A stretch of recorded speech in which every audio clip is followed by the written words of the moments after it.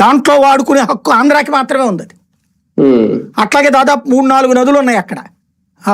ఏది రాయలసీమ ప్రాంతాలు చిన్న చిన్న నదులు, వాటి మీద మనం ప్రాజెక్టులు కట్టుకోవాలా మనకు హక్కులుండి. రాయలసీమ దరిద్రం ఏంటంటే అక్కడ 100 ఎకరాలు ఉంటాయి ఒక్కొక్క నాయకుడికి, దాంట్లో కూలీలుగా అక్కడ ప్రజలు బ్రతకాలి, వీళ్ళ పిల్లలు మాత్రం ఇతర రాష్ట్రాలు ఇతర దేశాల్లో బతకాలి. ఆ ప్రాంతాలు ఎప్పటికీ డెవలప్ కాక ఆ ప్రాంతాల ప్రాజెక్టులు కట్టించుకు సావాలా. రాష్ట్రాన్ని సుదీర్ఘంగా పరిపాలించింది ఎవరు? ఉమ్మడి రాష్ట్రాన్ని 100కి 95 మంది రాయలసీమ వాళ్ళు, కాంగ్రెస్ కాదు రాయలసీమ వాళ్ళే. 100కి 95 మంది ఇంక్లూడింగ్ తెలుగుదేశంలో చంద్రబాబుతో సహా. కానీ రాయలసీమకి వాటికి కూడా తాగడానికి పూర్తిగా నీళ్లు లేవు. అనంతపురం అడుక్కు తినే పరిస్థితిలో ఉంటది, కర్నూలులో కష్టాలు ఉంటాయి, కడపలో నీళ్లు ఉండవంటే ఏంటి? వాటిని సరిచేయడం ప్రారంభించినోడు రాజశేఖర రెడ్డి, తర్వాత దాన్ని కొనసాగించినోడు జగన్మోహన్ రెడ్డి. ఎందుకంటే వాళ్ళకి ఆ అంశం మీద సబ్జెక్ట్ ఉంది, బాగా డెప్త్ నాలెడ్జ్ ఉంది.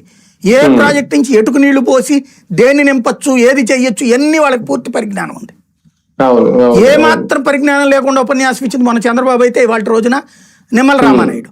ఎవడైనా ప్రాజెక్టు కడతంటే ఇది తీసుకెళ్లి రేపు పొద్దున తెలంగాణ గవర్నమెంట్కి సెంట్రల్ దగ్గర కంప్లైంట్ చేస్తే శాశ్వతంగా మనల్ని ఆపుకుని మన నోట్లో మట్టి కొట్టించే పని కదా.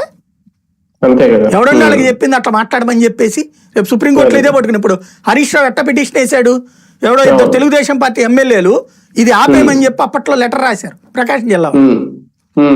ఆ లెటర్ ని అటాచ్ చేస్తూ ఎన్జిటి కంప్లైంట్ చేశాడు అతను.